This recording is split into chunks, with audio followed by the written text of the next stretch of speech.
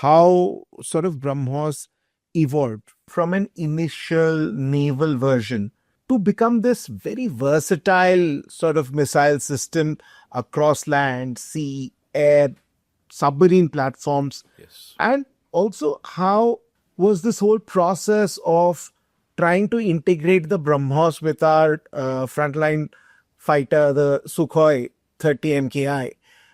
And just walk our sort of audience through that process, because it isn't as if you sort of take a missile which is in its naval version and then you just stick it on a plane. There's a lot of work that has to go into it, and something that I think most of our viewers would love to know. The first thing I want to tell you is that all the three missiles are different.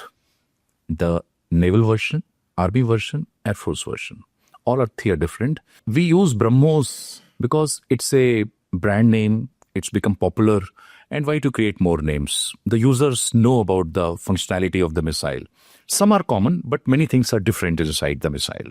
How much of it is common? 30-40%? I'd say no. It's about, you see, mechanically, you can say almost 80-85% common. It changes from 80%, you can say 70% to 90% it changes, land and air version.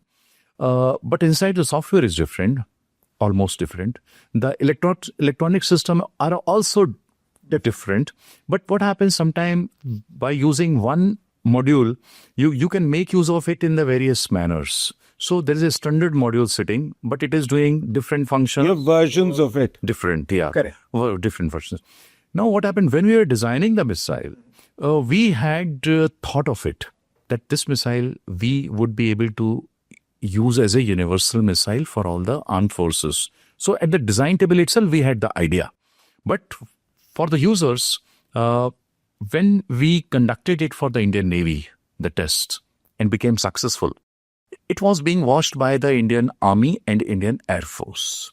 So they decided, first Indian Army decided that we can use it against the precision targets. There are many precision targets like enemy command control centers, railway bridges, road bridges, then concentration of troops, radars, and anything which is precious from the strategic point of view.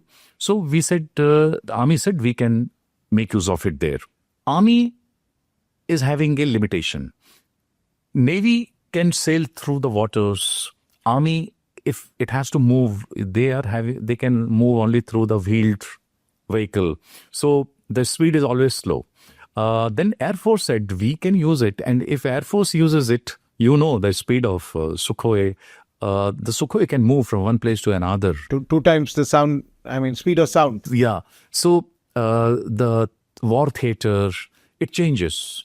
You have to move all the assets from east to west or west to east. So it can move very quickly. Or you have to move to the south. It can move very quickly. And the Air Force, it's all, of course, all beyond visual range. So you don't have to, you don't have to literally, Air Force can fly off a base somewhere in south and reach our borders much quicker than any other deployment. Yes. It was logical, very obvious for Indian Air Force to ask for it. They asked. And you see what happens, anything which is on the ground, it is much easier to make.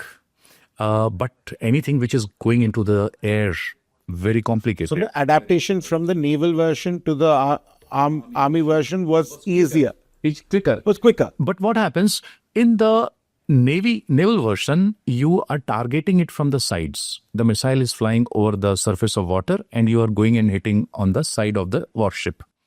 But in the army, we had to do it the top attack. Top attack, and we call it a surround attack. Means if there is a mountain, you can just take a radius around it and go and hit the enemy if it is behind the mountains. There's no ocean where it can skim the surface. Yes. Or if it is, what happens if it is a top attack? Means it is coming near vertical and hitting the target. Because if there is a command and control center, then you have to hit it from the top. Then only the most damage will take place. So we had to make the changes. A missile which is flying at the speed of 1,000 or almost 1,000 meters per second. Exactly, it's around 930, 940 meters per second. To turn it towards the target is a very difficult thing.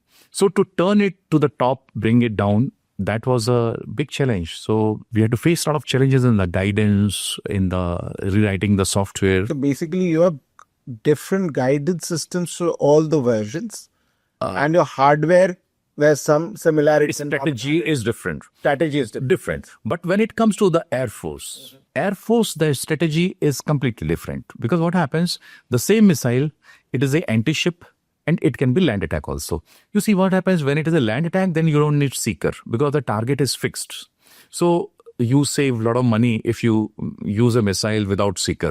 But if there is a ship, then you need a seeker because seeker will chase the ship on the surface of water.